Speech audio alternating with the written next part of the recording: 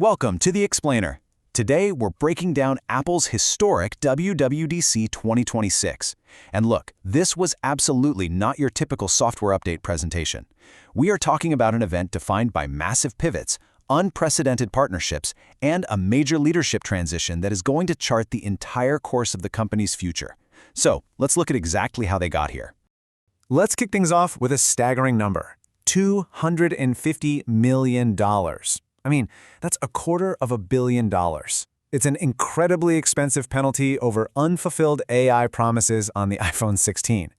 For a long time, Apple sold us on this vision of a highly intelligent, context-aware Siri, but they just didn't deliver it to users who upgraded their hardware specifically for those features. This massive settlement, it was the ultimate catalyst.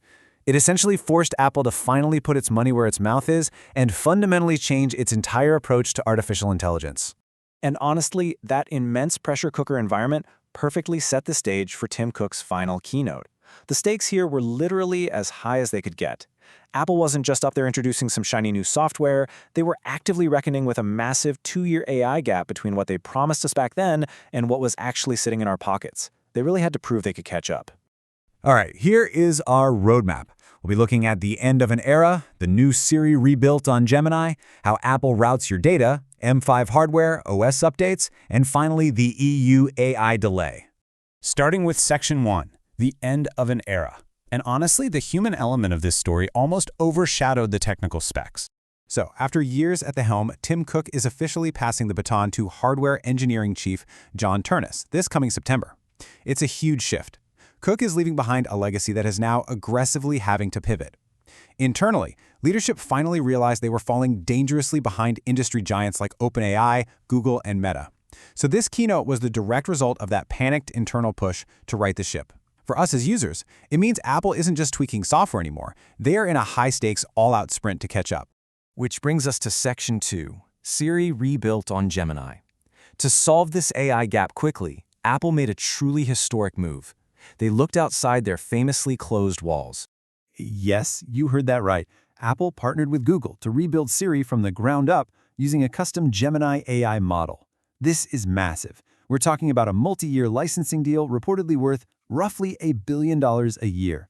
The irony here is just incredible, right? Apple, literally famous for its walled garden, is actively handing the keys over to Google. The result is a brand new Siri that lives in your dynamic island, can actually follow multi-step commands, and has deep contextual awareness of exactly what you're looking at on your screen.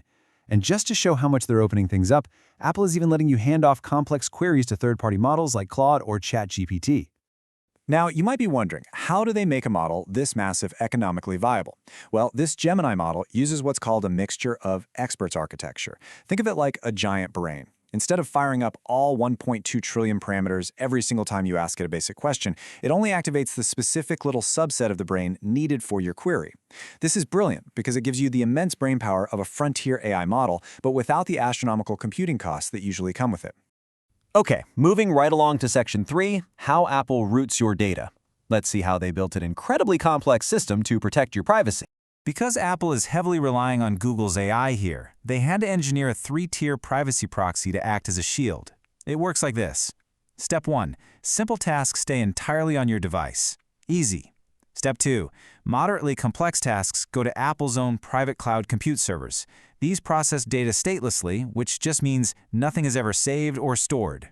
Then, Step 3. The absolute heaviest tasks route to Google Cloud's massive NVIDIA B200 GPUs. But, and this is the key part, before your data ever reaches Google, Apple completely anonymizes and tokenizes it. So even though Google's GPUs are doing the heavy lifting, Google literally never knows who is asking the question. But this is exactly where things get a bit spicy. We have a real tug of war here. On one side, Tim Cook guarantees that Apple's privacy rules absolutely are not changing, relying on strict cryptographic protocols.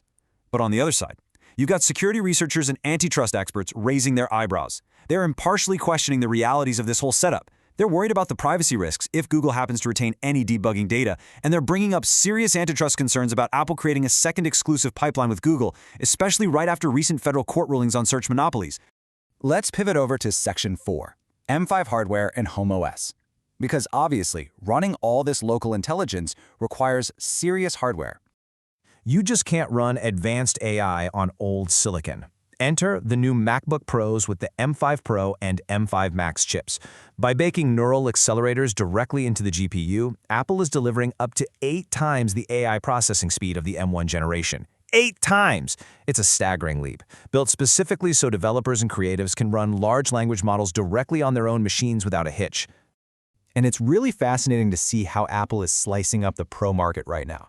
If you look at the memory bandwidth, the M5 Pro gives you 307 gigabytes per second, which is an absolute dream for coders and photographers.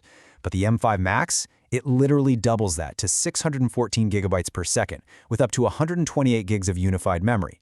Basically, Apple is giving engineers and rigorous simulators the massive data pipeline they need to train custom AI models locally without hitting any bottlenecks. Alongside those beefy new Macs, Apple also smartly dropped an early developer preview for homeOS.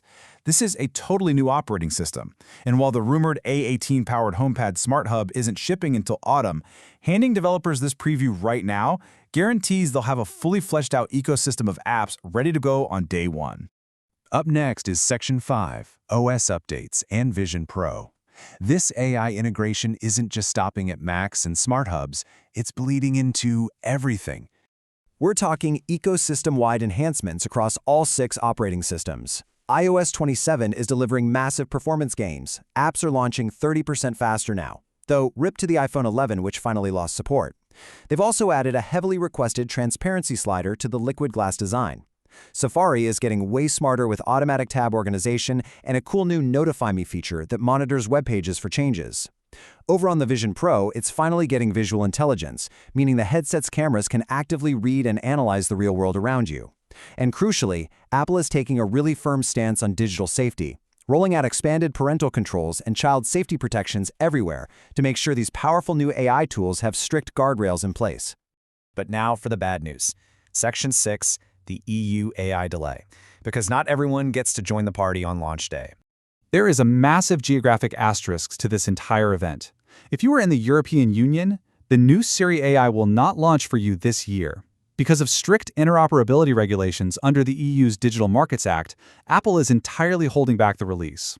They are basically arguing that forcing their closed system to interoperate with third parties under these specific DMA rules would completely compromise the strict privacy and security standards they literally just promised to uphold. So a massive delay there. So what does this all mean for us?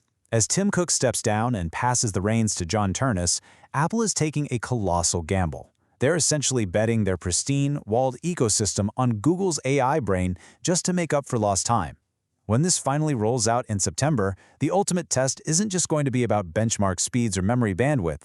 It's going to be about whether this billion-dollar, multi-tier transition actually delivers the seamless daily magic we were all promised 2 years ago.